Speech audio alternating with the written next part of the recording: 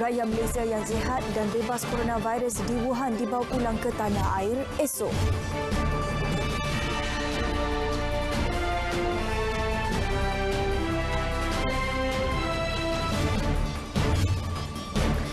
Kerajaan ambil langkah proaktif kurangkan kesan negatif coronavirus ke atas ekonomi negara.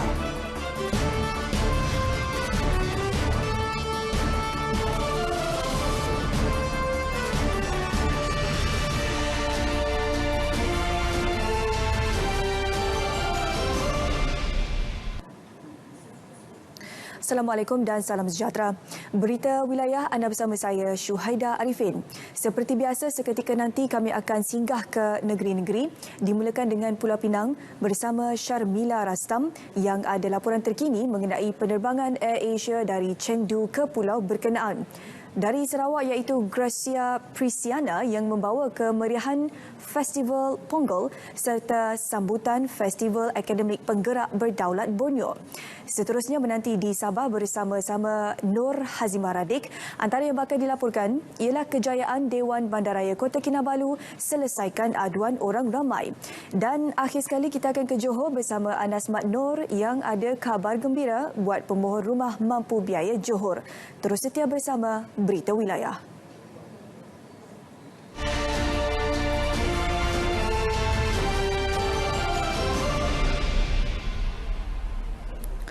108 rakyat Malaysia dan 24 bukan warga negara merupakan pasangan dan anak yang mendaftar dengan Kedutaan Malaysia akan dibawa pulang dari Wuhan, China esok. Hanya yang sihat dan bebas novel coronavirus dibawa pulang ke tanah air selepas menjalani tapisan kesihatan di lapangan terbang antarabangsa Wuhan, Tianhe. Sebaik tiba di Malaysia, mereka akan menjalani pemantauan selama 14 hari. Menurut Timbalan Perdana Menteri Datuk Seri Dr. Wan Azizah Wan Ismail, pesawat AirAsia akan digunakan bagi misi ini disertai 12 kru dilengkapi bekalan penutup hidung dan mulut, sarung tangan dan makanan. Beliau yang juga pengerusi Agensi Pengurusan Bencana Negara NADMA memaklumkan misi itu juga akan disertai 8 orang terdiri daripada 6 pegawai Kementerian Kesihatan, seorang pegawai NADMA dan seorang pegawai Kementerian Luar Negeri.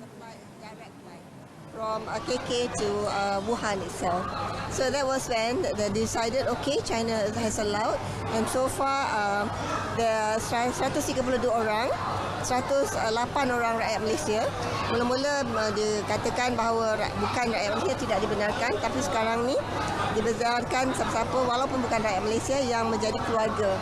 Isteri ke, suami ke dan anak-anak dan 24 orang yang bukan warga negara tetapi pasangan atau anak yang mendaftar dengan Kedutaan Malaysia di China untuk dibawa pulang dari Wuhan. Beliau ditemui media selepas hadir majlis sambutan Tahun Baru Cina di Klang, Selangor. Setakat ini tiada pertambahan kes positif coronavirus dan jumlah kumulatif kekal 8 orang. Penularan wabak coronavirus yang berlarutan dalam tempoh masa panjang dan memberi kesan ke atas ekonomi China akan turut menjejaskan ekonomi Malaysia. Ini kerana China merupakan antara rakan dagang terpenting Malaysia. Menteri Hal Ehwal Ekonomi Datuk Seri Muhammad Azmin Ali berkata, antara sektor yang dijangka menerima kesan ialah pelancongan, penerbangan, pengangkutan, pendidikan, pembuatan dan pembinaan. Tahun lalu Malaysia menerima hampir 26 juta pelancong dengan lebih 3 juta daripadanya adalah pelancong Cina. Sektor pelancongan menyumbang 15% kepada keluaran dalam negara kasar KDNK negara. Di samping itu, sektor pembuatan dan pembinaan yang bergantung kepada input daripada China juga dijangka akan terkesan sekiranya China memanjangkan tempoh kuarantin atau menambah bilangan bandar yang akan ditutup bagi menyekat penyebaran wabak tersebut. Dalam satu kenyataan, beliau berkata, kerajaan bersama-sama agensi antarabangsa serta pihak swasta akan mengambil langkah proaktif berasaskan fakta dan maklumat terkini bagi mengurangkan kesan negatif penularan wabak tersebut ke atas ekonomi Malaysia.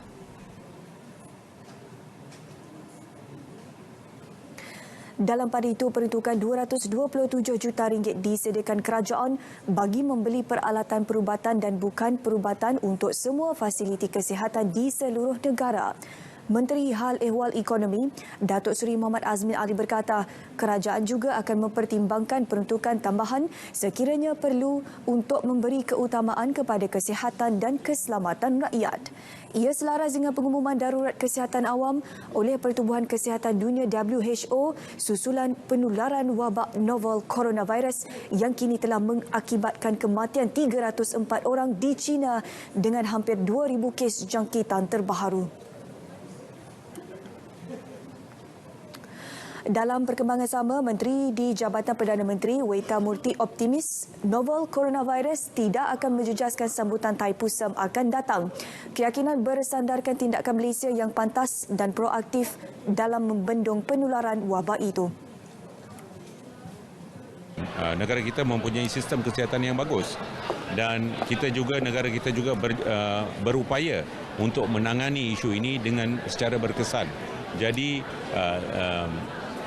saya berasa bahawa perayaan Thaipusam ini tidak perlu dikhuatirilah.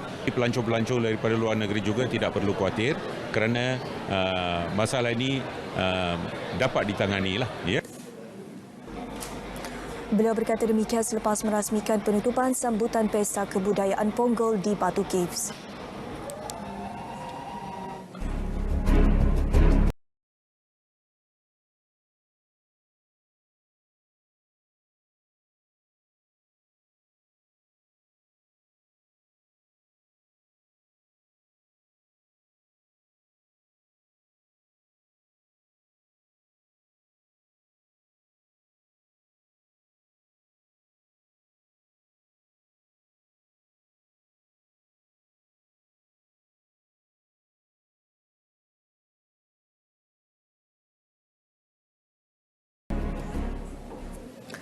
Satu perbincangan lanjut bersama Perdana Menteri Tun Dr. Mahathir Mohamad akan diadakan dalam tempoh terdekat mengenai pelaksanaan pengajaran dan pembelajaran sains dan matematik dalam bahasa Inggeris PPSMI. Timbalan Menteri Pendidikan Teo Nii Ching berkata, setakat ini pihaknya belum berkesempatan untuk berbincang secara terperinci mengenai cadangan itu yang dikemukakan Perdana Menteri. Saya rasa kita tak ada peluang lagi untuk bincang secara terperinci tentang plan pelaksanaan.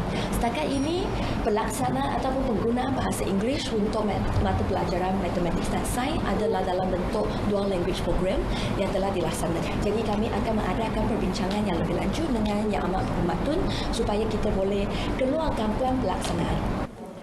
Beliau berkata demikian ketika diminta mengulas mengenai pengumuman yang dibuat Tun Dr. Mahathir yang juga pemangku Menteri Pendidikan untuk menggunakan semula bahasa Inggeris dalam pengajaran dan pembelajaran sains dan matematik di sekolah. Mengulas lanjut, Teo berkata, setakat ini penggunaan bahasa Inggeris untuk matematik dan sains hanya untuk program dui bahasa serta hingga kini ia digunakan di lebih 2,000 sekolah di seluruh negara. Terdahulu beliau menghadiri majlis pelancaran program dari Bilik Bicara ke Bilik Darjah MYC2C yang disempurnakan Ketua Hakim Negara Tan Sri Tengku Maimun Tuan Mat. Seorang lagi suspek ditahan selepas disyaki terbabit insiden kekecohan dan provokasi pada perjumpaan armada Parti Pribumi Bersatu Johor yang disertai Menteri Belia dan Sukan Syed Saddiq Syed Abdul Rahman Jumaat lepas. Penahanan menjadikan jumlah individu yang ditahan setakat ini 3 orang. Ketua Polis Johor Datuk Muhammad Kamarudin Makdin berkata semua suspek berusia lingkungan 30-an itu ditahan semalam. Semua di Johor. Kita masih dalam siasatan lagi. Kita sedang mengalah pasti data belakang dia. Dan politik mana yang dia turut ini sekarang. Beliau menyatakan demikian selepas majlis perasmian Ibu Pejabat Polis Daerah Johor Bahru Selatan.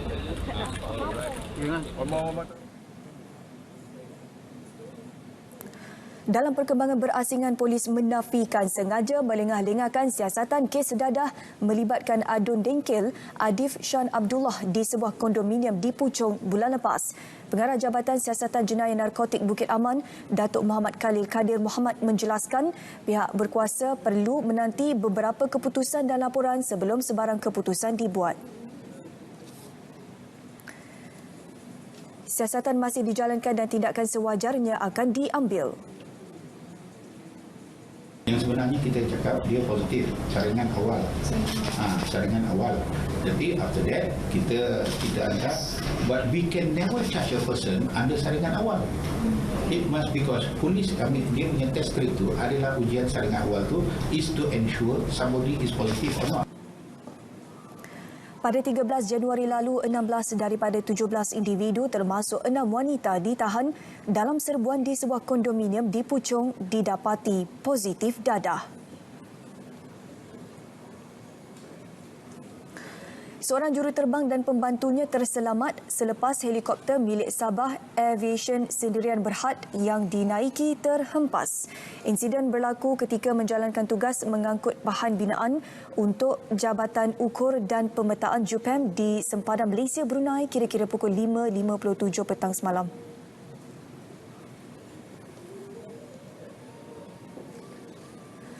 Ketua Polis Daerah Marudi DSP Johang berkata kejadian berlaku semasa menjalankan kerja mengangkut 3 batang batu sempadan dengan keberatan 285 kg secara gantungan. Kedua-dua mangsa yang berjaya menyelamatkan diri mengalami cedera ringan dan menerima rawatan di Hospital Marudi. Susulan insiden, pasukan gerakan udara polis Pangkalan Sabah ke lokasi bagi menjalankan siasatan. Seterusnya kita bersama-sama Pegawai Meteorologi Nur Farha Abdul Halim bagi mengetahui perkembangan semasa cuaca. Assalamualaikum dan salam sejahtera kepada semua penonton. Kembali bersama Map Malaysia untuk perkembangan cuaca pada petang ini. Kita perhatikan terlebih dahulu paparan imej satelit semasa iaitu kelompok awan aktif yang dicerap lebih tertumpu di sekitar bahagian selatan negeri Johor dan pedalaman negeri Sarawak dan ini membawa kepada kelembapan yang tinggi dan seterusnya mengakibatkan hujan berseribut petir di 1-2 tempat di kawasan berkenaan. Jika dilihat dengan lebih terperinci melalui paparan imej gema radar, tinjauan pada petang ini menunjukkan hujan dan ribut petir yang sedang berlaku di 1-2 tempat melibatkan negeri Johor dan juga di negeri Pahang ini dijangkakan akan berterusan sehingga ke awal malam nanti. Manakala di negeri-negeri utara semenanjung Malaysia khususnya melibatkan negeri Perlis, Pulau Pinang, Kedah, negeri Kelantan dan juga Terengganu masih lagi menerima kelembapan yang kurang dan catatan hari tanpa hujan yang tercatat sehingga 1 Februari 2020 mencatatkan hari paling maksimum iaitu selama 45 hari di sekitar Sik dan Langkawi negeri Kedah. Map Malaysia menasihatkan penduduk awam agar sentiasa berhati-hati, banyakkan minum air dan elakkan sebarang aktiviti pembakaran terbuka. Seterusnya untuk negeri Sabah dan Sarawak, keadaan cuaca lembap lebih tertumpu di bahagian barat dan juga tengah negeri Sarawak serta di bahagian Sandakan dan pantai barat negeri Sabah dijangkakan akan berterusan sehingga ke malam nanti. Kita perhatikan pula kepada paparan carta angin permukaan iaitu rantau negara yang masih lagi menerima tiupan angin dari arah timur laut dengan kelajuan yang agak kencang di sekitar kawasan perairan iaitu antara 40 hingga 50 km sejam. Sehubungan dengan itu, Map Malaysia telah pun mengeluarkan amaran angin kencang dan laut gelora bagi kategori kedua dan pertama di sekitar kawasan perairan yang telah dilorekkan sehingga ke hari ini 2 Februari 2020 dan dijangkakan akan dinaik taraf untuk tempoh 1 hingga 2 hari akan datang. Amaran ini adalah amat berbahaya kepada semua aktiviti perkapalan termasuklah aktiviti menangkap ikan, perkhidmatan feri, bot-bot kecil, rekreasi laut dan juga sukan laut. Map Malaysia menasihatkan orang awam agar sentiasa berhati-hati sepanjang berada di kawasan perairan berkenaan. Sekian saja informasi cuaca untuk petang ini. Seterusnya kita lihat ramalan cuaca bagi bandar-bandar utama di seluruh Malaysia sepanjang malam nanti. Saya Farah Halim. Assalamualaikum.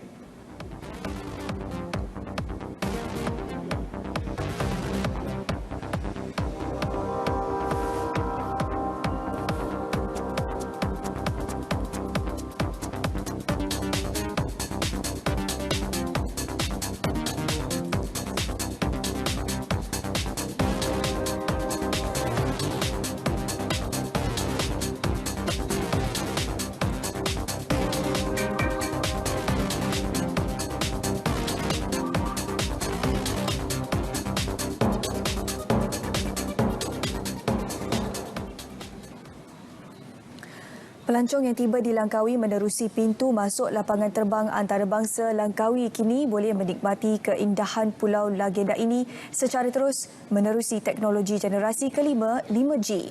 Teknologi itu membolehkan pelancong merancang awal lokasi dan pusat tarikan yang ingin dikunjungi. Wartawan Nur Ashikin Wan Azmim ada laporannya. Teknologi 5G yang sedang dibangunkan di Pulau Legenda ini menawarkan pengalaman kepada para pelancong untuk menikmati pemandangan beberapa lokasi tarikan. Menggunakan realiti mayar VR, visual dipancarkan secara langsung dengan kualiti paparan berdefinisi tinggi tanpa gangguan. Teknologi 5G yang disediakan di lapangan terbang antarabangsa Langkawi ini boleh membantu pelancong untuk melihat keadaan cuaca dan juga dengan ini membolehkan pelancong merancang perjalanan mereka ataupun kemudahan ini memberikan lebih kesenangan kepada pelancong untuk merancang percutian mereka di Langkawi.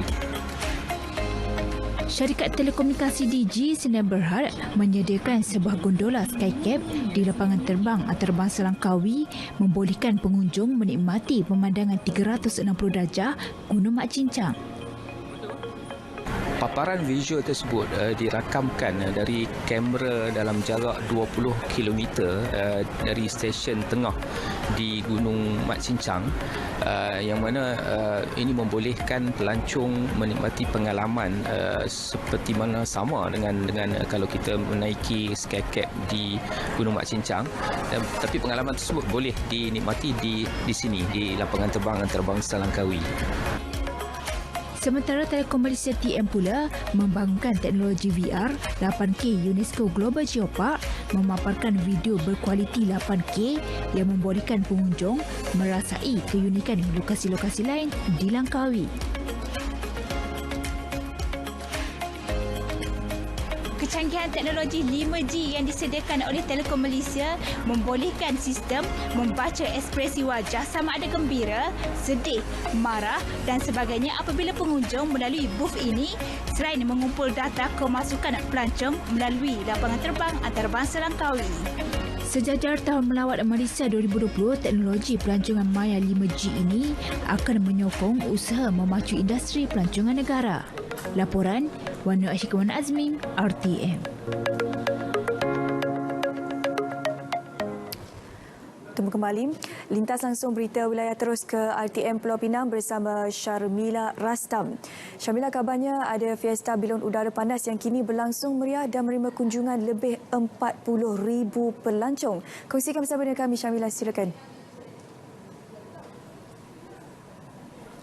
Ya Syuhaida, sangat meriah biarpun dibelenggu isu novel coronavirus. Namun berita penuh mengenainya akan saya laporkan seketika nanti. Saya teruskan dengan laporan ini terlebih dahulu. Kerajaan Negeri Pulau Pinang bersedia menggerakkan jawatan kuasa bencana negeri sekiranya wabak coronavirus yang melanda dunia menjadi lebih kritikal. Menurut Ketua Menteri Pulau Pinang, Chow Kun Yeow, pelaksanaan gerakan jawatan kuasa itu berpandukan arahan Kerajaan Persekutuan. Jawatan kuasa tersebut bakal dipengerusikan oleh Setiausaha Kerajaan Negeri bersama pihak berkuasa lain, antaranya Angkatan Pertahanan Awam dan Agensi Pengurusan Bencana Negara (NATMA). Apabila pengumuman bahawa ianya sudah capai ke tahap ini, maka saya percaya di setiap negeri jawatan kuasa bencana negeri akan digerakkan. Jadi di pihak kerajaan negeri pun kita sabar menerima arahan dan keputusan. Penerbangan pertama AirAsia Chengdu Pulau Pinang yang dijadualkan awal Mac ini masih diteruskan berpandukan perancangan awal. Biarpun begitu, jumlah pelancong dari negara itu berkemungkinan mengalami pengurangan ekoran wabak coronavirus. Esko Negeri Yeo Soon Hin berkata kerajaan negeri akan sentiasa melakukan tindakan susulan dengan syarikat penerbangan bagi memastikan industri pelancongan kekal stabil. Proceed the flight. Maybe I will follow up with them lah. See there are any changes or not. But at this moment, their plans still fly lah, but we need to check with them. I mean, due to the current condition of coronavirus. Kempen Experience Penang Year 2020 tetap diteruskan biarpun negara dikejutkan dengan kes coronavirus.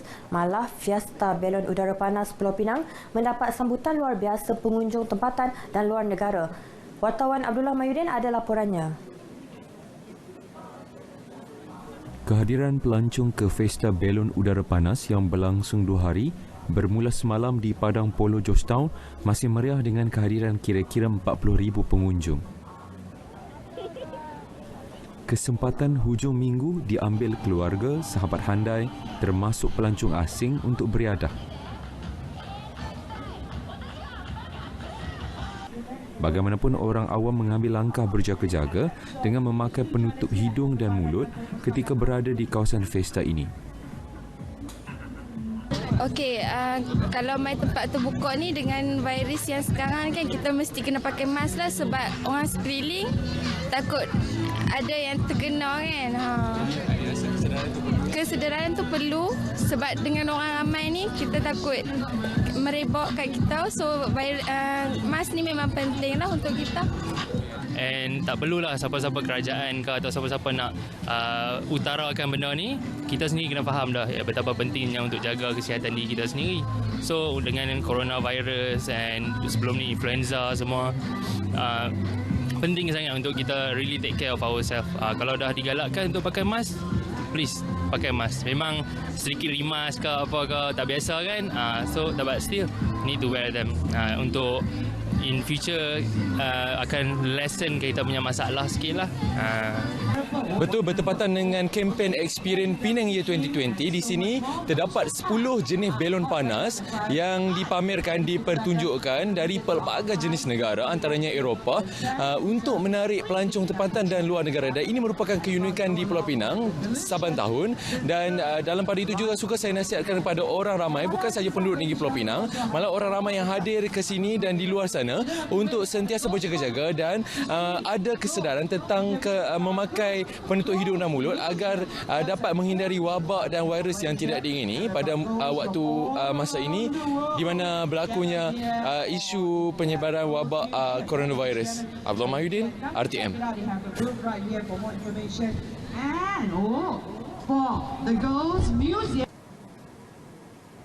Laporan itu tadi mengakhiri berita wilayah dari Pulau Mutiara. Kembali bersama Syuhaida di Studio 3 Angkat Sepuri. Silakan.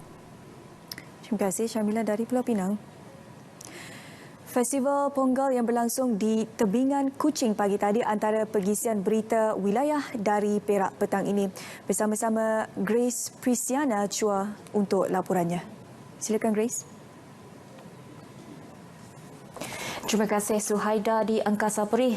Ya Suhaida, penganjuran Festival Ponggal pagi tadi menyaksikan pelibatan pelbagai peringkat umur dan kaum sekaligus mengetengahkan generasi muda untuk mengenal lebih mendalam terhadap sesuatu perayaan.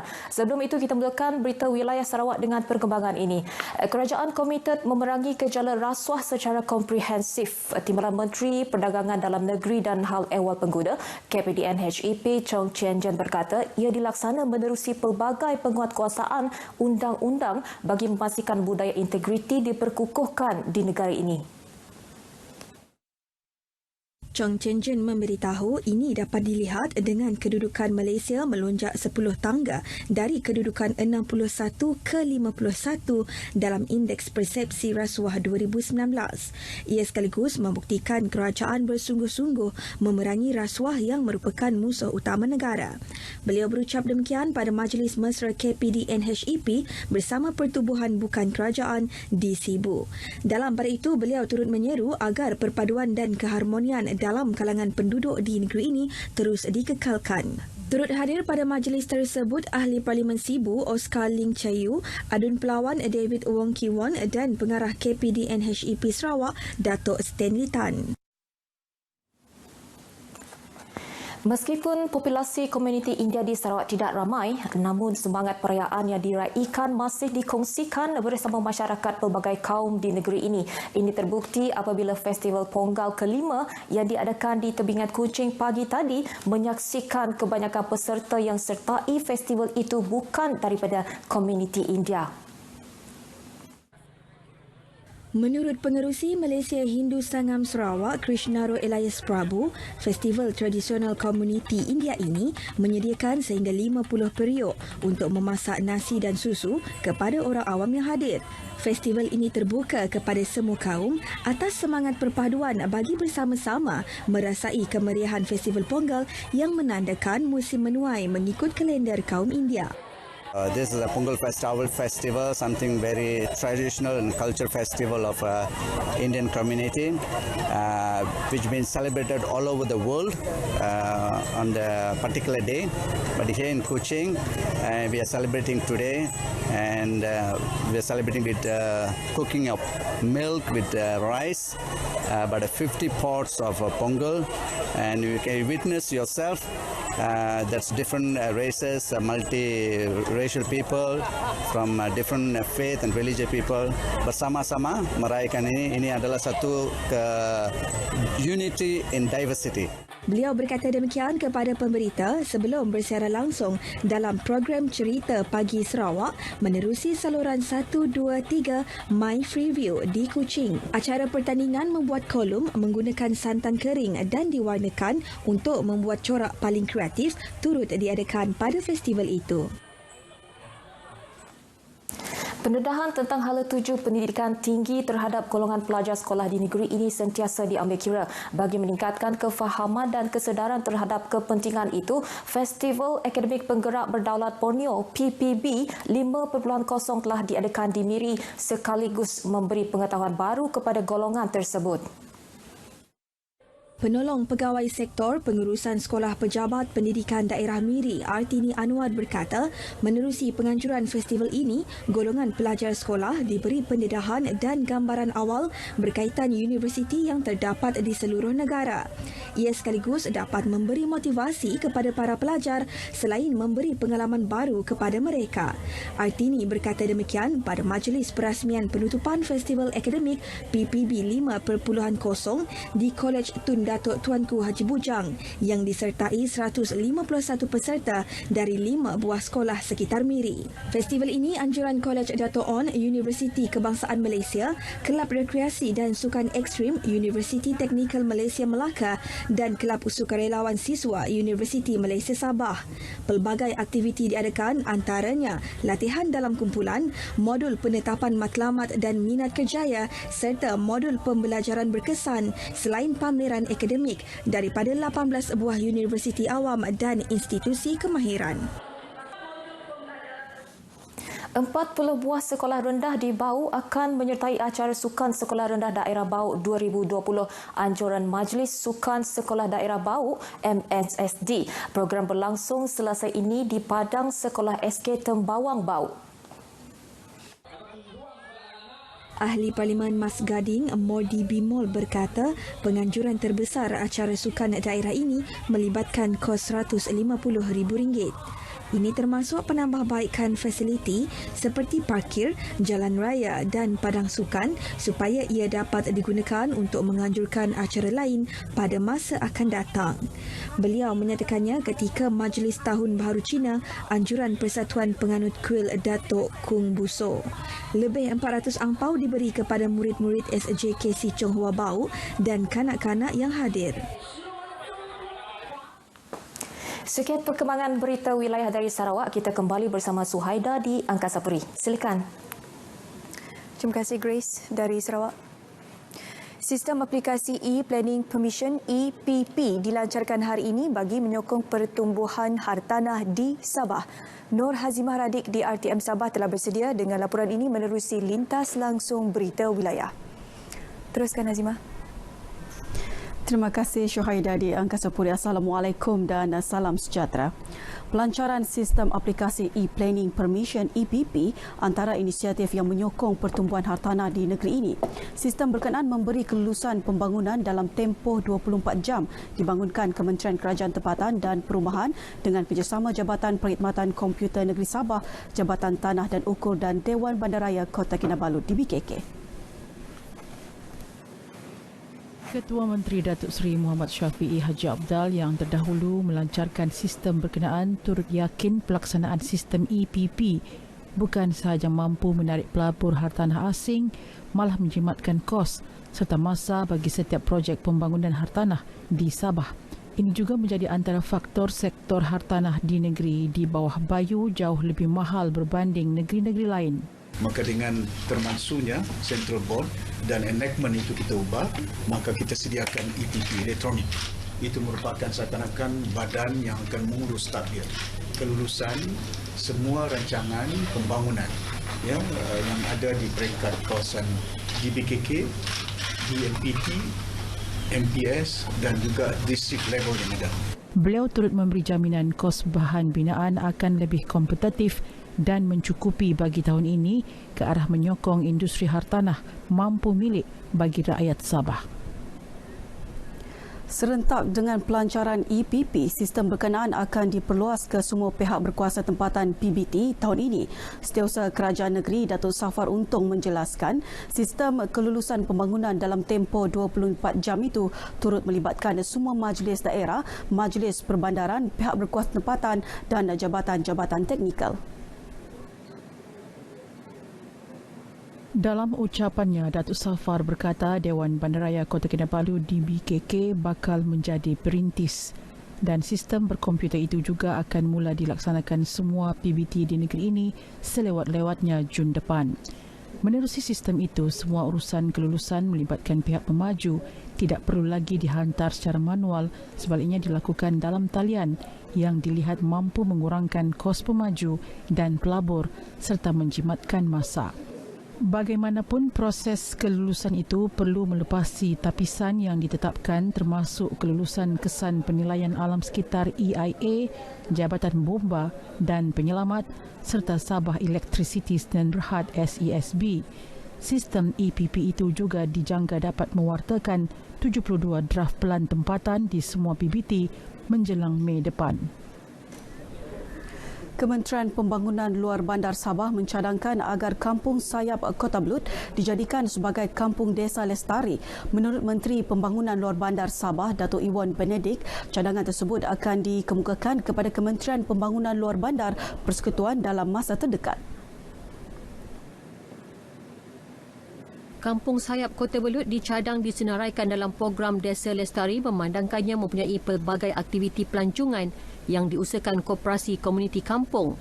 Saya telah mencadangkan ini kepada kementerian saya, KPLB Sabah, untuk dikemukakan kepada KPLB Persekutuan supaya dijadikan sebagai program Desa Lestari juga sebagai tambahan kepada kampung-kampung sedia ada, supaya pada akhirnya KPLB Persekutuan juga dapat menyalurkan kemudahan-kemudahan yang berkaitan apabila kampung ini terpilih nanti.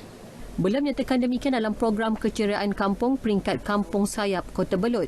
Bagi Taman-Taman Sabah, harapan disuarakan agar sektor pelancongan Kampung Sayap dikembangkan memandangkannya terletak di substesen Taman Kinabalu.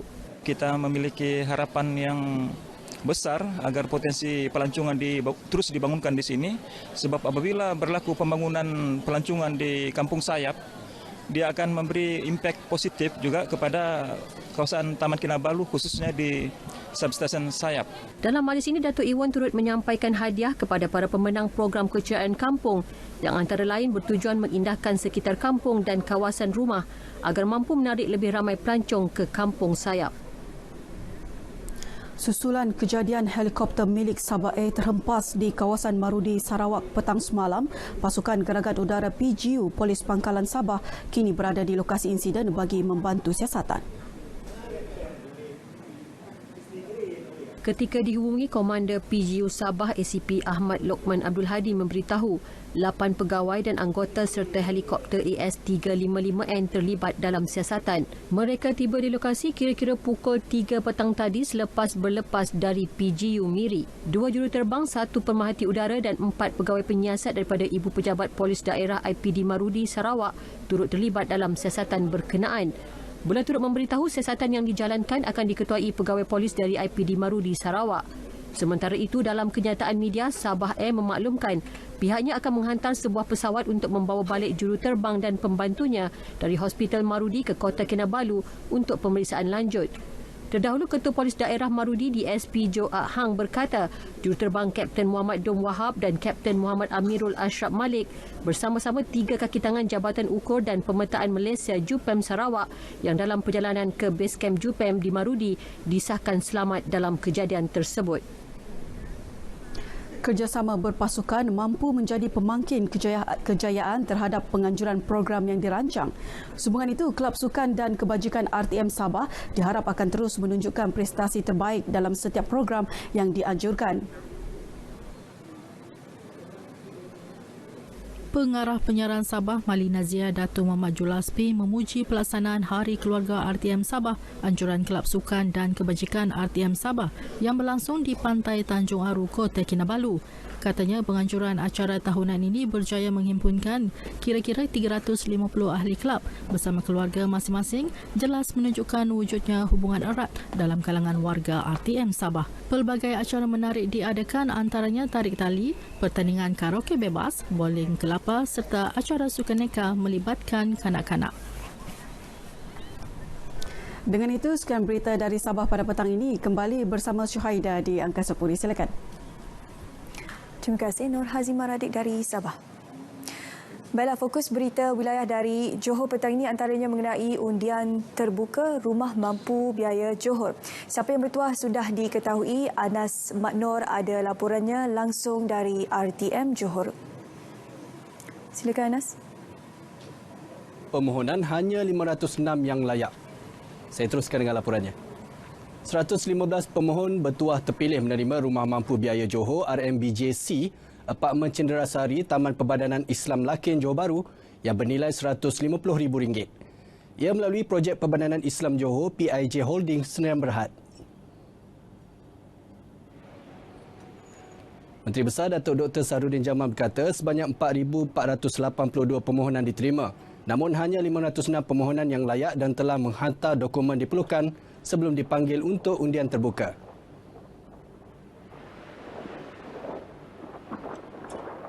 Kewujudan Taman Perbadanan Islam Johor juga akan mengimbangi pemilikan perumahan bagi orang-orang Melayu dalam bandar sekaligus mengelakkan pertumbuhan sosioekonomi antara kaum. Selain itu, ia juga akan dapat mengelakkan penghijrahan keluar penduduk Melayu keluar bandar susulan kesukaran dan ketidakmampuan memiliki kediaman.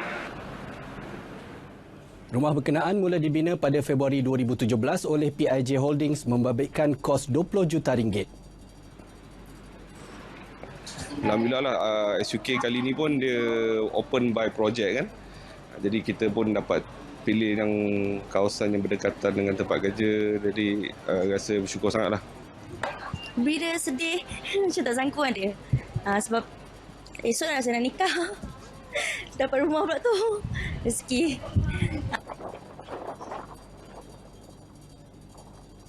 Pembinaan Ibu Pejabat Polis Daerah IPD Johor Bahru Selatan JBS mampu meningkatkan produktiviti perkhidmatan Polis Diraja Malaysia PDRM kepada masyarakat dengan jaminan keselamatan dan kesejahteraan lebih baik. IPD berkenaan siap dan beroperasi sepenuhnya pada 15 Julai 2018 dengan kos RM69.5 juta. Pengarah Jabatan Siasatan Jenayah Narkotik Bukit Aman, Datuk Muhammad Khalil Kadir Muhammad berkata, ia mula dibina pada 2015 di tapak Balai Polis Lakin yang berkeluasan 5 ekar. IPD berkenaan menyediakan ruang pejabat dan kemudahan lebih selesa kepada warga IPD JBS. Kita tak boleh, mustahil kita dapat janji crime zero, mustahil. Itu perkara itu tidak benar dan tidak akan boleh berlaku kerana selagi ada masyarakat, selagi ada sosial, selagi ada aktiviti kemasyarakatan, pasti akan wujud ketidakseimbangan dalam sosial punya activities. So basically what we are going to do, we are trying to solve whoever, sesiapa saja yang mengambil tindakan melaku apa-apa kesalahan terhadap negara, undang-undang negara. Itu tanggungjawab polis. Beliau berkata demikian kepada pemberita selepas merasmikan IPD JBS di Johor Bahru. IPD JBS mempunyai 1,416 pegawai dan anggota diketuai Ketua Polis Daerah ACP Syahurinain Jais. Kedai Input Pertanian Pertubuhan Peladang Kawasan PPK Sempang Renggam di Keluang merupakan kedai input kedua selepas PPK Pengerang Kota Tinggi. Ia membabitkan peruntukan RM20,000 untuk memenuhi keperluan asas di kedai berkenaan.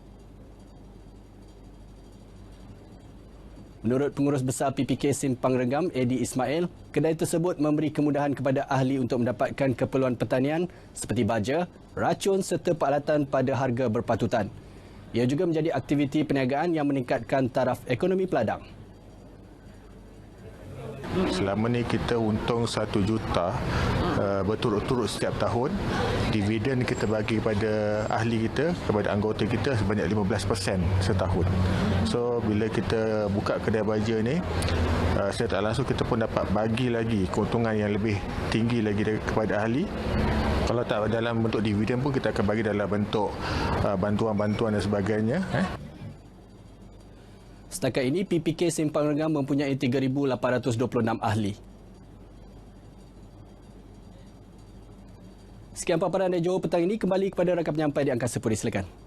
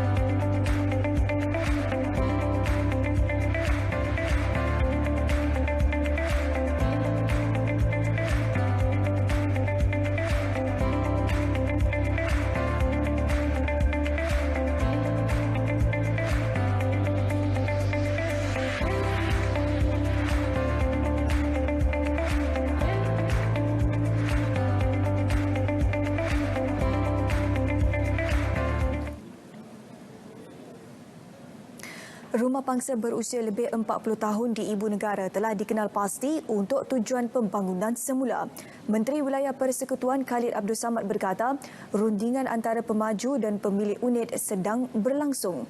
Tidak menyatakan secara terperinci jumlah kawasan yang terlibat, beliau menjelaskan setakat ini ia membabitkan rumah pangsa 5 tingkat dan rundingan antara kedua-dua pihak berjalan lancar.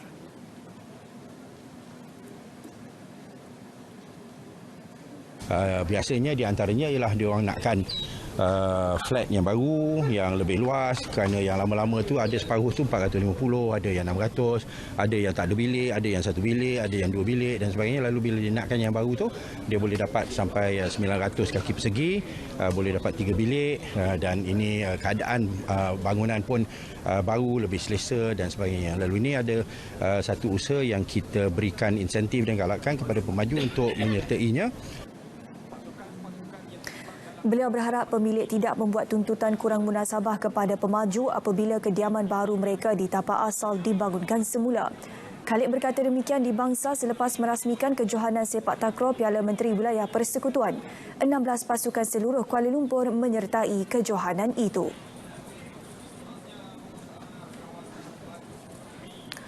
Golongan belia dan mahasiswa institusi pengajian tinggi disaran menceburi askar wataniah bagi membentuk disiplin diri selain menyalurkan khidmat sosial kepada masyarakat.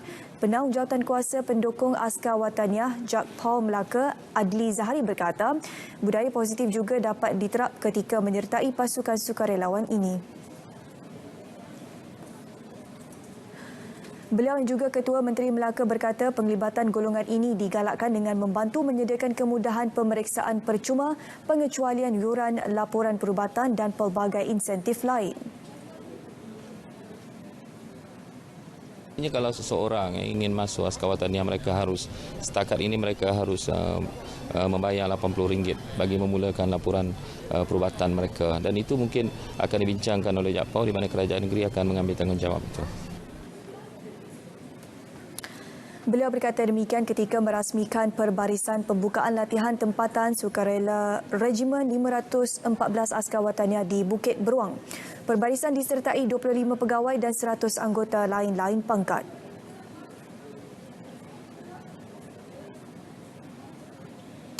1,532 premis runcit dan 38 premis pemborong diperiksa Kementerian Perdagangan Dalam Negeri dan Hal Ehwal Pengguna Kelantan sepanjang pelaksanaan operasi skim harga maksimum musim perayaan Tahun Baru Cina.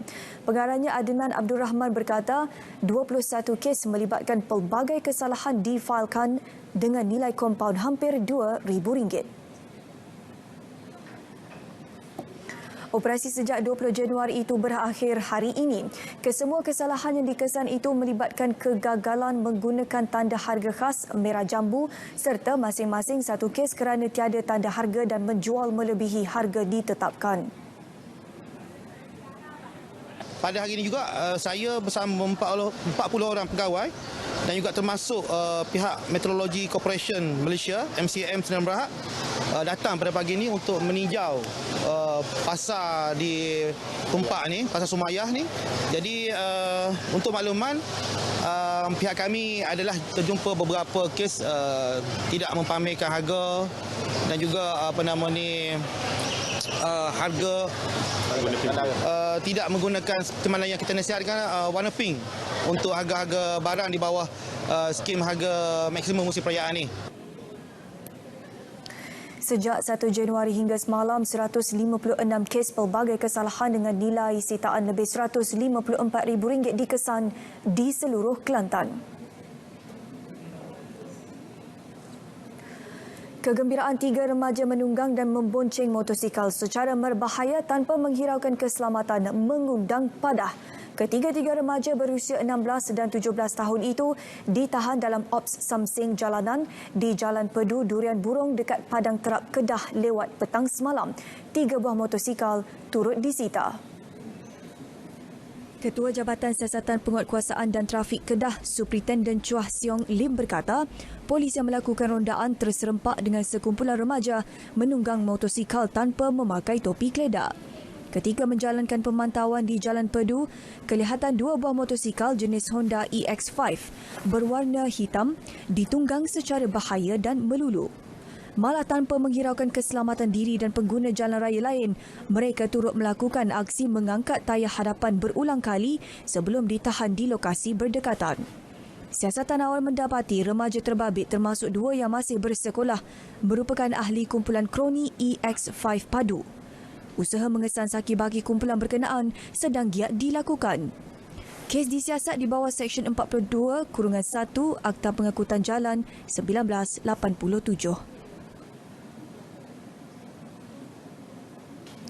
1,058 saman pelbagai kesalahan jalan raya dikeluarkan Jabatan Pengangkutan Jalan JPJ Terengganu sepanjang Ops Tahun Baru Cina 2020 bermula 18 Januari lepas. Sepanjang tempoh itu juga 14,022 kenderaan telah diperiksa.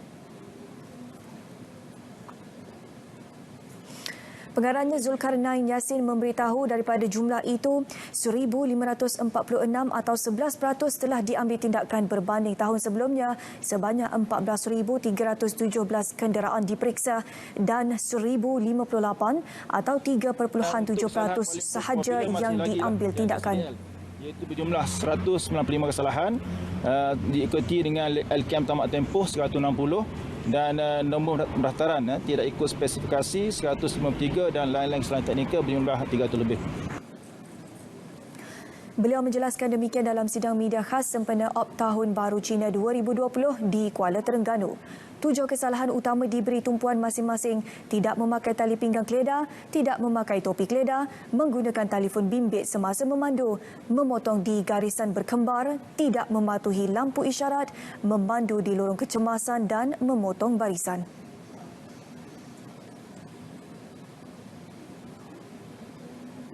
Seorang pengutip sampah dipenjara 6 bulan kerana mengakibatkan kebakaran di tapak pelupusan sampah Semeling, Merbok, Kedah bulan lalu.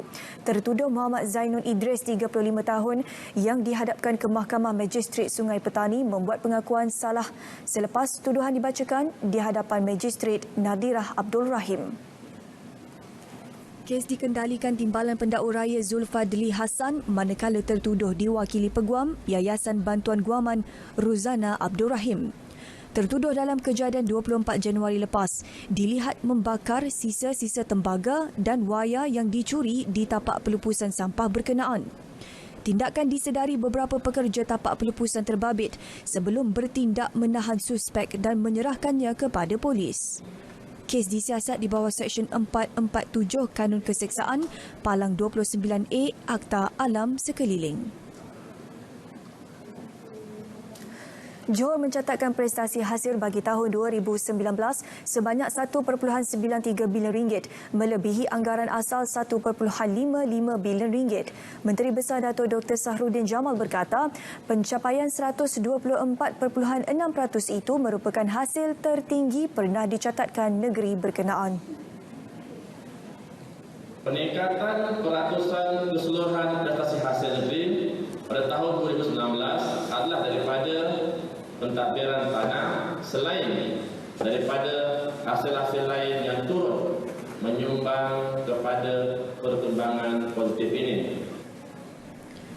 Beliau memaklumkan prestasi perbelanjaan mengurus sepanjang tahun lepas juga meningkat 97.17% berbanding 2018 pada 95.7%.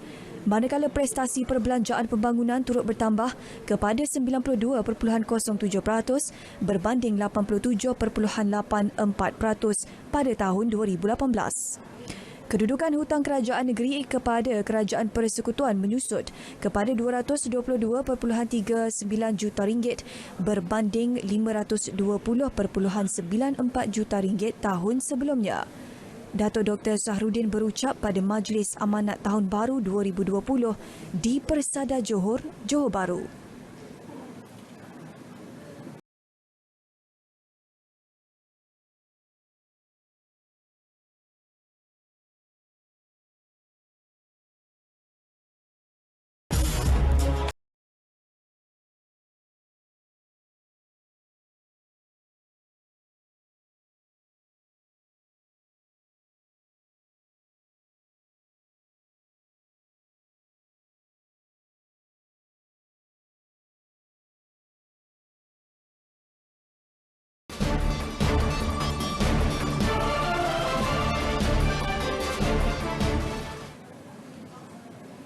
Acara Sukan Putrajaya Base Jump akan terus dijadikan tarikan utama setiap tahun di Putrajaya. Penganjuran program ikonik yang dianjurkan Perbadanan Putrajaya PPJ itu dapat mempromosi Putrajaya sebagai destinasi pelancongan serta bandar mesra sukan dan seterusnya sebagai hub sukan ekstrim. Menteri Wilayah Persekutuan Khalid Abdul Samad berkata, program tersebut diadakan sempena dengan sambutan Hari Wilayah Persekutuan Putrajaya. Putrajaya Base Jump akan dimasukkan dalam kalender tahunan pelancongan Malaysia.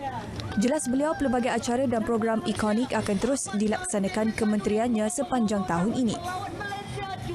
Kita kena cari banyak program untuk nak naikkan nama Putrajaya, nak tarik orang datang dan sebagainya. So there are a few plans yang kita sedang rangka.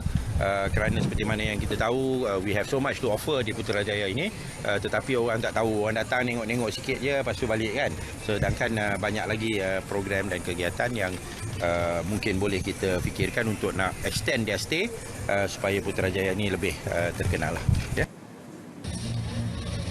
Beliau berkata demikian kepada media selepas menyempurnakan Majlis Pelancaran Putrajaya Base Jump 2020 bersempena dengan sambutan Hari Wilayah dan Jubli Perak di Putrajaya. Sementara itu, Presiden Perbadanan Putrajaya Datuk Dr. Aminuddin Hasim berkata, acara Putrajaya Base Jump mendapat sambutan menggalakkan dan menjadi antara 11 acara menarik yang ditunggu-tunggu peserta. Penyerahan bendera Perbadanan Putrajaya daripada tinjauan, kita menjangka tahun depan ada 40 orang yang dah nak register dan lebih banyak lagi negara-negara yang akan menyertai. So sebagaimana yang berhormat Menteri baru sebut tadi, insyaAllah kita akan adakannya sebagai acara tahunan Tetapi kita akan tambah lagi aktiviti dan promosi-promosi tertentu yang kita laksanakan. Contohnya ada aktiviti-aktiviti yang berkaitan lah. Seramai 34 penerjun profesional dari 9 buah negara termasuk Malaysia melakukan aksi terjunan base dari ketinggian 40 tingkat Kementerian Pembangunan Wanita, Keluarga dan Masyarakat di Presin 4 Putrajaya. Antara penerjun luar negara yang menyertai acara tersebut adalah dari Amerika Syarikat, Rusia, Indonesia, Estonia, Australia, Jepun, England dan Poland. Acara sukan ekstrim itu pernah diadakan di Malaysia, antaranya di Menara Kuala Lumpur, Menara Taming Sari Melaka, Menara Alostar, Wisma Sanyan Sibu, The Shaw Melaka dan Gua Damai. Dalam pada itu, Khalid Abdul Samad menyarankan agar semua kelab sukan yang aktif di wilayah persekutuan supaya berdaftar secara terus dengan Majlis Sukan Wilayah Persekutuan MSWP. Ia penting supaya bakat mereka yang berpotensi dalam bidang sukan di peringkat akar umbi tidak tercecer dan boleh diketengahkan dengan program yang lebih tersusun. Bahkan MSWP. Ya, lalu kalau kita nampak pada tahun lepas MSWP dia mulakan berbagai program, di antaranya kejohanan bola sepak di antara parlimen. Jadi ada di dalam parlimen, lepas tu dia pilih pasukan yang juara dan juara parlimen, kawasan parlimen itu dia bertanding dengan juara parlimen-parlimen yang lain dan sebagainya. Lalu ni adalah satu usaha untuk mengenal dan mencongkel bakat di peringkat akar umbi lah. Warga kota juga dialu-alukan untuk menubuhkan persatuan sukan agar aktiviti persatuan terlibat dapat dibantu MSWP termasuk dari segi kewangan. Sekian berita wilayah. Berita RTM boleh diikuti melalui aplikasi MyClick juga di My Freeview. Saya Syuhaida Arifin. Salam sayangi Malaysiaku.